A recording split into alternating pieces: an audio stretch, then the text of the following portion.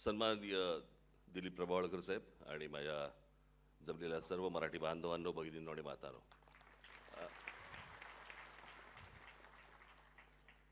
या सिने दिशा या महाराष्ट्र नवनिर्माण चित्रपट सेनेने आज आयोजित केलेल्या कार्यक्रमाला सकाळपासून कोण कोण होते? तुम्ही सगळेजण होतात. म्हणजे आता काय हां हां त्याच्यामुळे आता संध्याकाळी आता किती वाजलेत? 8:30. तुम्हाला घरी जायचं असेल. मला माहिती आहे तुम्ही काही नाही भरू नका. तुम्ही आत्ता आले असणार. नाही वाले आत्ताचे असणार हे सगळे. परंतु आज इथे दिलीप प्रभावळकर साहेब इकडे आज आले.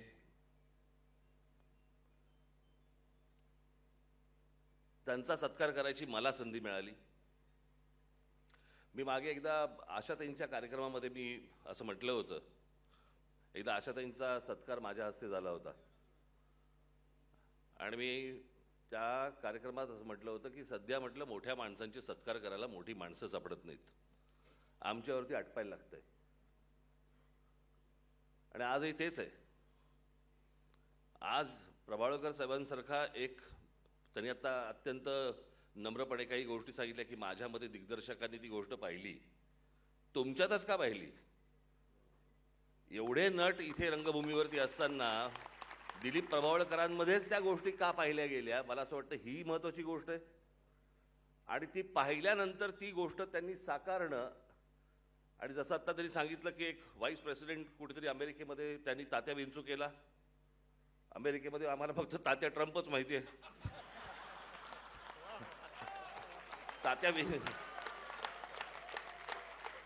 तात्या विंचू पहिल्यांदा ऐकला. पण त्यांनी केलेले, मला असं वाटतं आपण त्याला शाळेमध्ये असतानाची गोष्ट, टेलिव्हिजनवरती गुंड्याभाऊ आणि चिमणराव हे ज्यावेळेला यायचं आणि ते ज्यावेळेला तुम्ही एक हाक मारायचात काऊ नावाची, तर ते डोळ्यासमोर तेव्हापासून दिलीप प्रभावळकर, आम्ही त्यांचा प्रभाव पाहत आलो. किती चित्रपट पाहिले, किती गोष्टी पाहिल्या. आणि मला असं वाटतं की भारताच्या इतिहासात, चित्रपटाच्या इतिहासामध्ये इतक्या प्रकारच्या विविध भूमिका करणारे मला असं वाटतं ते एकमेव कलाकार असतील.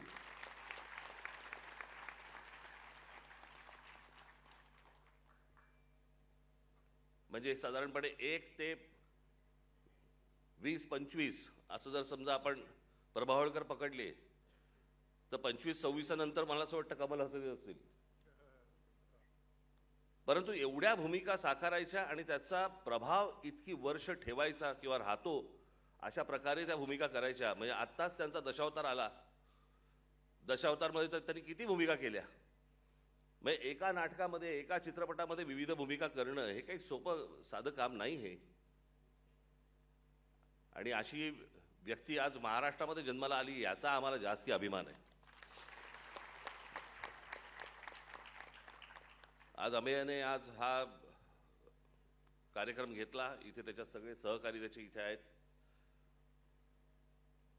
आणि आज मराठी रंगभूमीवरचे सगळेच दिग्गज इकडे, दिग्दर्शक तुम्हाला आज लाभले.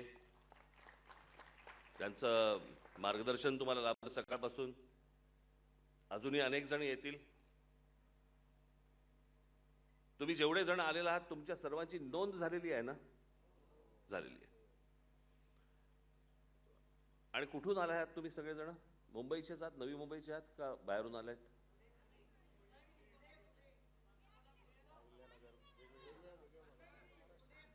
पुणे, रत्नागिरी. महाराष्ट्रातनं आलं, बोला ना. सोपं नाही का? मी तुम्हाला आत्ता एक गोष्ट सांगतो. जसं मराठी चित्रपटसृष्टीतले, नाट्यसृष्टीतले अनेक दिग्गज तुम्हाला आज इथे सकाळपासून मार्गदर्शनाला मिळाले. मी अभय खोपकरांशी मी बोलतो. इथे आज अभिजित पानसे पण आहेत, बाकी सगळे माझे सगळे नाट्य क्षेत्रामधले माझे सगळे मित्र आज इथे रंगभूमीचे चित्रपट क्षेत्रातले इथे व्यासपीठावरती आहेत. मी सर्वांशी बोलतो आणि लवकरच मी एक अशाच प्रकारचा काय याला सेमिनार म्हणतात, वर्कशॉप, अशाच प्रकारचं मी एक वर्कशॉप तुमच्या सर्वांसाठी म्हणून मी आयोजित करतो.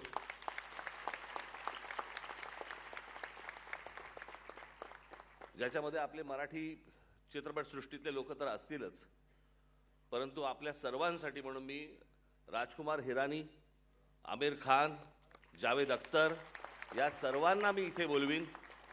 तुम्हाला जे काही तुम्हाला या क्षेत्रामध्ये येण्यासाठीचे जे काही प्रश्न असतील ते मला असं वाटतं तुम्ही त्यांच्याशी बोला आणि भविष्यातली सगळी तुमची वाटचाल ही उत्तम हो. चित्रपट कसा करायचा, काय करायचा, नाटक काय करायचं, कसं करायचं. मला चित्रपट क्षेत्रातलं थोडंसं म्हणजे चित्रपटाबद्दल थोडंसं मला थोडंसं कळतं, थोडंसं, यांच्या एवढं नाही कळत. नाटक मला कळतच नाही. कळत नाही याचा अर्थ समजून घ्या. मला असं वाटतं नाटक हे इतर कोणत्याही माध्यमांपेक्षा सर्वात जास्ती कठीण असतं.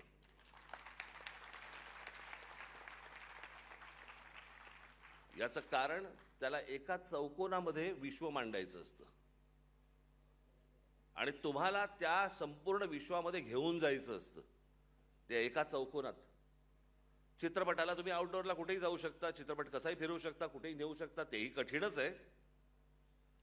पण मला असं वाटतं नाटक हे सर्वात जास्ती कठीण माध्यम आहे असं मला वाटतं. मला दरवेळेला नाटक पाहताना हे कसं सुचलं, म्हणजे इथे केदार शिंदे वगैरे बसले, इथे पुष्कर श्रोत्री आहेत. मी केदार शिंदेचं सही रे सही नाटक मी 2, 4, 5, 10 किती वेळा अनेकदा बघितलंय. एकदा ते संपूर्ण नाटक मी बॅकस्टेजने पाहिलंय की भरत जाधव नेमका करतो काय. इथून जातो, तिकडून उपटतो, तिकडून जातो, इथून कुठेतरी येतो. हे सगळं हे बसवलं कसं.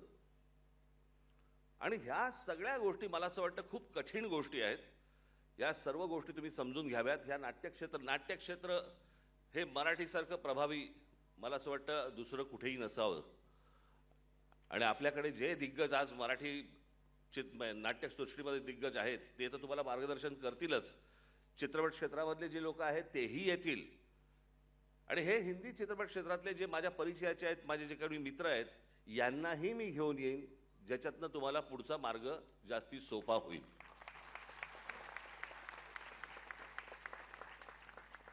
आता बाकी जे राहिलेले म्हणजे वर्कशॉप सोडून जे आलेले आहेत त्यांच्यासाठी मी आत्ताच आपल्या अभिजित देसाईच्या आपल्या शाखेचं उद्घाटन करून आलो आणि त्या शाखेच्या उद्घाटनाच्या वेळेला मी त्यांना सांगितलं की मी लवकरच नवी मुंबईमध्ये एक माझी जाहीर सभा देईन आणि त्या जाहीर सभेच्या वेळेला आपण सर्वजण या. त्याच्यामुळे ही सगळी बिचारी मंडळी महाराष्ट्रातनं सगळीकडनं आली आहेत. आधीच ते सगळं म्हणजे दिवसभर त्यांना खूप गोष्टी मिळाल्या असतील, पण अजून मी माझ्यामुळे ते जास्ती कावतील, तर त्याला त्रास होऊ नये. लवकरात लवकर शांतपणे घरी जा, नीट जा, लवकर जा, घरी व्यवस्थित पोचा. मी नवी मुंबईसाठी म्हणून लवकरात लवकर जाहीर सभेची मी तारीख आपल्याला जाहीर करीन. एवढं फक्त बोलतो. आज दिलीपजी आपण आज इथे सगळे आलात त्याबद्दल मी अतिशय आभारी आहे आपला. आणि आम्ही आणि त्याच्या सर्व टीमचं मी पुन्हा एकदा मनपूर्वक अभिनंदन करतो. धन्यवाद. देश विदेशातील प्रत्येक घडामोडींचे लाईव्ह अपडेट मिळवण्यासाठी आता साम टीव्हीच्या सर्व सोशल मीडिया प्लॅटफॉर्मला लाईक, फॉलो आणि सबस्क्राईब करा. तसंच सर्व नोटिफिकेशनसाठी बेल आयकॉन प्रेस करायला विसरू नका.